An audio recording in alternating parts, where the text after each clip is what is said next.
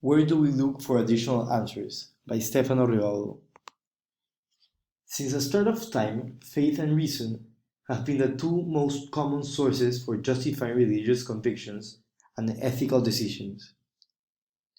This is because both reason and faith have a relation and both can purposely act as a way of seeking answers. Some philosophers say that there is no friction between them, as there is no contradictory claims. On the other hand, philosophers such as Kierkegaard and Locke believe that faith and reason overlap and many times contradict each other. Religious knowledge systems. Reason in religious knowledge systems. Reason is generally understood as a principle of an exploration, whether it's intellectual, moral, or religious. This is simply the rule of logical deduction, or the common sense of a tradition or authority. Once demonstrated, a proposition or claim is ordinarily understood to be justified as true or authoritative. Reason is a very important way of knowing, but at the same time, it can have a completely different meaning depending on who you ask. On the other hand, faith involves with a relation of some claim that is not, or at least at the time, demonstrated by reason. This means that faith is a kind of attitude of truth, of trust or assent. It is ordinarily understood to involve an act of will or commitment on the part of the believer. Religious faith involves a belief that makes some kind of either implicit or explicit reference to a source. As stated in the Encyclopedia of Philosophy, religious faith is of two kinds: evidence sensitive and evidence insensitive. Faith is viewed as a way of knowing a demonstrable truth. For example, we can reference the Bible when we don't know if what they say is true or not. It depends on what we believe and faith.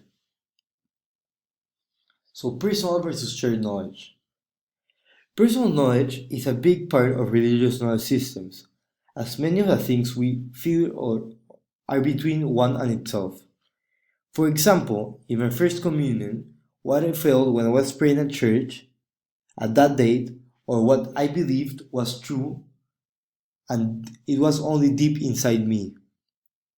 On the other hand, at the same time, in the first communion, we shared shared knowledge, as everyone who was in the process of the first communion was there with the knowledge that was taught at all of us in class. And at the same time, we all celebrated the ceremony with the same purpose. Ethics.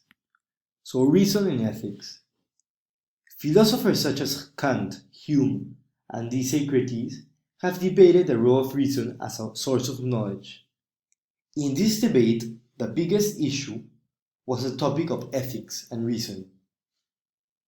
It seems that reason is ranked at the top of the ways of knowing.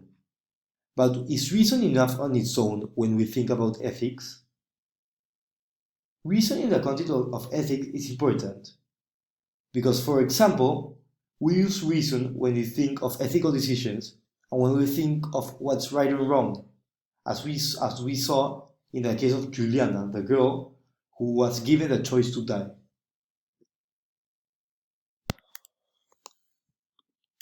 So faith in ethics.